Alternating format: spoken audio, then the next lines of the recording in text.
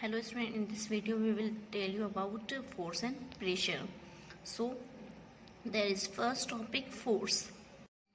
Basically meaning of force is a push or a pull. It means pushing or pulling anything is that force. A push or pull on an object is called force. It means किसी भी चीज़ को push करना या किसी भी चीज़ को अपनी तरफ pull करना, that is force. The direction which the object is pushed or pulled is called the direction of force. यानी कि जिस डायरेक्शन में किसी भी चीज़ को पुश किया जाता है या अपनी तरफ पुल किया जाता है तो वही डायरेक्शन होती है direction of force. If we open और close a door by applying force, when we push the door to open it, then we will apply a force on the door in the direction away from us, and when we pull the door to close it, then we exert a force on the door to the direction towards us. Force is due to an interaction. Basically interaction means to act on each other. It means जब कोई things एक दूसरे के ऊपर work करती हैं, जब कोई टू थिंग्स एक दूसरे के ऊपर वर्क करती हैं, that is interaction. An interaction of an object with another object result in the force between two objects. यानी कि एक ऑब्जेक्ट का दूसरे ऑब्जेक्ट के साथ में इंट्रैक्शन होना और उनके बीच में फोर्स लगना. In other words, a force arises due to interaction between two objects. At least two objects must interact with each other for a force to come into play. If there is no interaction between two objects, no force can show its effect. यानी कि अगर दो चीज़ों के बीच में interaction नहीं होगा तो वो फोर्स का इफेक्ट शो नहीं करेंगे. This will become more clear from the following example. Like suppose a man is standing behind a stationary car. यानी कि एक इंसान जो है वो जस्ट कार के बिहाइंड में खड़ा हुआ है and the car is in the stationary form.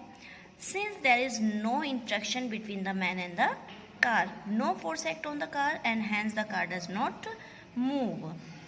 Suppose the man pushes the car with his hand due to which the car starts moving like this. यानी कि एक जो मैन है जो कि पीछे खड़ा हुआ है वो इस कार को अपने हाथों से मूव करवा रहा है, फोर्स दे रहा है.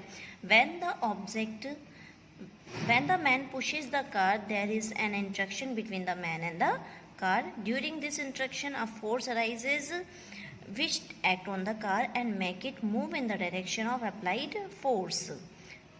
The important thing is that the man has to push the car to make it move. Here, the two objects which are interacting for the force to come into play and show its effect are the man and the car. In the above example of the stationary car, and only man is capable for applying force to the stationary car.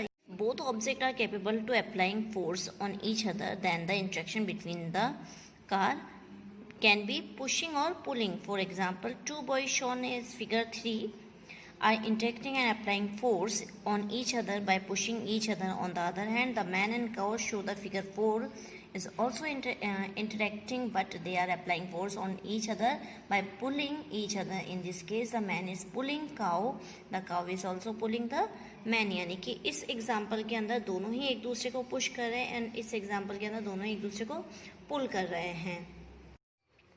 Force has magnitude as well as direction. It means force का magnitude भी होता है साथ के साथ direction भी होता है. जैसे कि हमने पढ़ लिया है, फोर्स का मतलब होता है किसी भी थिंग को पुश और पुल करना, और पुशिंग और पुलिंग किसी पर्टिकुलर डायरेक्शन में किए जाते हैं. So force has magnitude as well as direction. The strength of force is expressed by the magnitude. यानी कि जो स्ट्रेंथ होती है फोर्स की वो मैग्नीट्यूड को शो करती है. एंड द ऐसा unit of force is Newton. यानी कि फोर्स को हम न्यूटन में डिस्क्राइब कर सकते हैं. There is a definition of 1 unit newton. 1 newton is a force, यानी कि 1 न्यूटन वो फोर्स है which can make an object of 1 kilogram mass. यानी कि to move at the speed of 1 metre per second. यानी कि 1 newton force is it means that कि 1 kilogram मास के किसी भी ऑब्जेक्ट को पर सेकेंड में 1 मीटर मूव करवाने में जो फोर्स अप्लाई किया जाता है दैट इज 1 न्यूटन फोर्स. अब हम बात करते हैं यहाँ पर direction and magnitude of the force की. यानी कि किस डायरेक्शन में फोर्स को अप्लाई किया जाए तो हमारा जो मैग्नीट्यूड होगा उसका रिजल्टेंट फोर्स क्या होगा. It means there is the resultant force. There is a first condition: if the two forces applied to an object act in the same direction, then the resultant force acting on the object is equal to the sum of the two forces, यानी कि एक condition apply करवाते हैं, जैसे कि there is a one boy, अगर एक लड़का इस बॉक्स को फोर्स देता है, पुश करता है, तो उससे वो पुश नहीं होगा, तो वो अपने फ्रेंड को यहाँ पर बुलाएगा, और इस कंडीशन में जब ये दोनों फ्रेंड्स इस बॉक्स को पुश करेंगे, उस कंडीशन में ये बॉक्स मूव करना स्टार्ट करेगा। इट मीन्स इस बॉक्स पर अप्लाई किया जाने वाला फोर्स इन्हीं दोनों बॉयज़ के रिजल्टेंट फोर्स के इक्वल होगा। यानी कि अगर मान लो इस बॉय ने 40 न्यूटन अगर फोर्स अप्लाई किया है, एंड इस बॉय ने 50 न्यूटन फोर्स अप्लाई किया है, there is the force 40 newton and the 50 newton, तो इस कंडीशन में इस बॉक्स पर लगने वाला रिजल्टेंट जो फोर्स होगा वो होगा 90 Newton. That is clear that if the two forces apply on an object in the same direction, यानी कि सेम डायरेक्शन में जब कोई फोर्स अप्लाई किया जाएगा, then the resultant force of an object is equal to the sum of the two forces.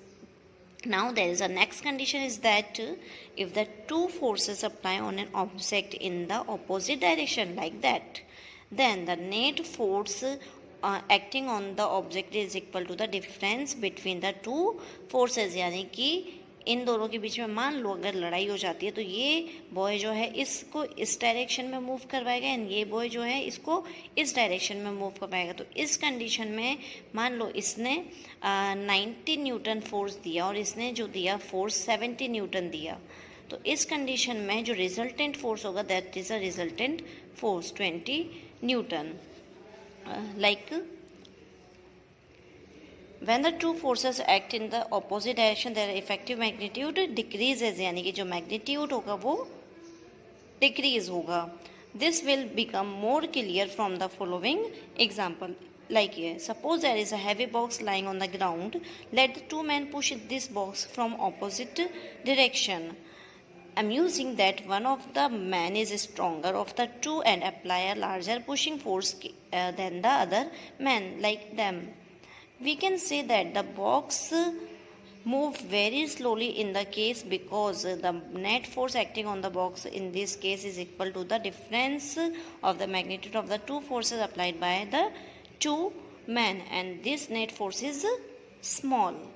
There is a third condition. If the two forces applied on an object are equal in magnitude and act in the opposite direction, then the net force acting on the object is 0. Like that, अगर दोनों ही तरफ से force लग रहा है, वो लगने वाला फोर्स दोनों ही तरफ से इक्वल है, तो जो रिजल्टेंट फोर्स होगा दैट इज 0, और इस कंडीशन में जो ऑब्जेक्ट है वो मूव नहीं कर पाएगा। There is an effect of force. A force can move an stationary object. It means कोई ऑब्जेक्ट स्टेशनरी फॉर्म में यानी कि स्टेबल है, तो अगर हम उस पर पुश करेंगे या उसे पुल करेंगे तो वो मूव करना स्टार्ट हो जाएगा। That is a force can move an stationary object. It means कोई भी ऑब्जेक्ट स्टेशनरी फॉर्म में है तो फोर्स दे करके उसे पुशिंग या पुलिंग फॉर्म करके मूव किया जा सकता है। अ force can stop a moving object. It means अगर कोई ऑब्जेक्ट ऑलरेडी मूविंग फॉर्म में है तो फोर्स दे करके उसे हम स्टॉप कर सकते हैं। अ force can change the speed of the moving object. It means अगर कोई ऑब्जेक्ट है जिसकी स्पीड स्लो है या फिर स्पीड बहुत ज़्यादा फास्ट है तो हम उसे पुश करके या पुल करके उस मूविंग ऑब्जेक्ट की स्पीड को चेंज कर सकते हैं। अ force can change the direction of the moving object. It means कोई ऑब्जेक्ट है जिसकी डायरेक्शन हमें चेंज करनी है तो हमें उसे पुश करके पुल करके उसकी डायरेक्शन भी चेंज की जा सकती है। Force can change the shape of an object. It means pushing और पुलिंग के थ्रू हम किसी भी ऑब्जेक्ट की शेप को या साइज को भी चेंज कर सकते हैं। There is a type of forces. There is two type of forces. एक तो contact force and other is non-contact force. These two are contact force. It means muscular and frictional are the contact force, and the magnetic, electrostatic and gravitational are the non-contact force. तो सबसे पहले हम बात करते हैं contact force की। A force which can be exerted by an object on other object only through physical technique called physical touching, that is called contact force. यानी कि जब कोई ऑब्जेक्ट किसी अदर ऑब्जेक्ट के साथ में कॉन्टेक्ट में आता है तो दो फोर्स जो फोर्स लगता है that is contact force. There is two contact force, muscular and frictional. जैसे हम फ्रिक्शन फोर्स भी कहते हैं, तो हम सबसे पहले बात करते हैं मस्कुलर फोर्स की. इट मीन्स हमारी मसल्स के थ्रू जो फोर्स अप्लाई किया जाता है दैट इज मस्कुलर फोर्स. यानी कि डेली रूटीन में हम जितना भी अपना फिजिकल वर्क करते हैं अपनी मसल्स के थ्रू, वो मस्कुलर फोर्स में काउंट होता है. And one thing is needed that muscular force में टू ऑब्जेक्ट एक दूसरे के साथ में कॉन्टेक्ट होने चाहिए. The force exerted by the muscles on the body is called muscular of the body is called muscular force. It means human being and the animal exert muscular force to do work like walking, running, jumping, climbing, lifting, pushing, pulling, kicking, stretching, squeezing, twisting and pressing the object. A boy pushing a cart on a road, a porter carrying a load on a wheelbarrow, a child riding a bicycle, a person drawing water from the wheel are the example of use of muscular force. Since muscular force can be applied on an object only when our body is in the contact with the object, यानी कि हमारी body जब किसी other object के contact में होती है तभी मस्कुलर फोर्स अप्लाई किया जाता है, और इसीलिए that is called contact force. Frictional force और फ्रिक्शन. बेसिकली हमें ये पता है कि जो फोर्स है वो टू ऑब्जेक्ट्स का इंट्रैक्शन एक पार्ट है, यानी कि टू ऑब्जेक्ट जब इंट्रैक्शन करते हैं तो कोई भी फोर्स अप्लाई किया जाता है. So the friction force two object के बीच में होता है, but this is opposite force, यानी कि एक ऑब्जेक्ट दूसरे ऑब्जेक्ट पर ऑपोजिट फोर्स अप्लाई करेगा. Like a ball moving on the ground show down gradually and stop after covering some distance. We know that a force is required to stop a moving body. This means that the force is exerted by the ground on the moving ball which oppose its motion and bring it to stop. It means एक ball है जो कि move कर रही है ground पर, तो थोड़े टाइम बाद में वो बॉल आगे जा कर के कुछ डिस्टेंस पर स्टॉप हो जाएगी. बेसिकली हमने उसको कोई फोर्स दिया नहीं है, लेकिन वो फिर भी स्टॉप हुई, यानी कि उस बॉल पर कोई ना कोई ऑब्जेक्ट अप्लाई हुआ है. तो जो ऑब्जेक्ट उस बॉल पर अप्लाइड हुआ है वो फोर्स दिया है ग्राउंड ने, जो कि उसे रोकने में हेल्प करता है. This force which oppose the motion of the ball, यानी कि वो फोर्स जो कि बॉल के मोशन के जस्ट अपोजिट है on the ground, is known as the frictional force. We can now define the friction force as follow. Like the force which always oppose the motion of the body over another body, that is called frictional force और friction. Now, non-contact force. Basically, non-contact force means a force which can be exerted by an object on another object even from a distance is called non-contact force. It means force तो apply होगा, but जो two things होंगी वो एक दूसरे से contact नहीं करेंगे. That is the three type of non contact force: magnetic, electrostatic and gravitational force. Magnetic की बात करें तो मैग्नेट से रिलेट होता है. The force exerted bye a magnet is called magnetic force. It means magnet किसी भी थिंग को जब अपनी तरफ अट्रैक्ट करता है, बेसिकली लाइक आयरन, तो वो कॉन्टेक्ट जो फोर्स होगा non contact force, that is magnetic force. Since a magnet can exert it's magnetic force on iron object from the distance, therefore magnetic force is called non contact force. यानी कि जो magnets हैं उसने iron object को अपनी तरफ बिना मतलब डिस्टेंस पर लेकर के बिना टच किए अपनी तरफ अट्रैक्ट किया, that is non contact force. Now electrostatic force. The force exerted by an electrically charge object is called electrostatic force. यानी इलेक्ट्रिकली चार्ज ऑब्जेक्ट के थ्रू जब कोई फोर्स अप्लाई किया जाता है किसी अदर ऑब्जेक्ट पे, that is electrostatic force. And electrically charged object can exerted on an object force on an undercharged object. Example, a plastic comb which is electrically charged by rubbing in dry hair exert electrostatic force on uncharged tiny pieces of a paper and attract them. जैसे कि एक comb है, जैसे कि अगर हम paper के pieces पे लगाएंगे तो वो अट्रैक्ट नहीं करेंगे, बट अगर उसी कॉम्ब को जब हम थोड़ी हमारे हेयर्स में रब करेंगे देन हम उसे पेपर पीसेस पर लेकर के जाएंगे तो ये पेपर पीस इस कॉम्ब की तरफ अट्रैक्ट हो जाएंगे. That is electrically charged force. Same example balloon से रिलेट होता है. The movement of tiny pieces of paper is due to the electrostatic force exerted by the electrical charge acquired by the comb on rubbing in hair. Now gravitational force. Newton said that every object in the universe pulls every other object with the certain force. यानी कि Newton ने एक बात कही है कि हर object दूसरे object को अपनी तरफ पुल करता है.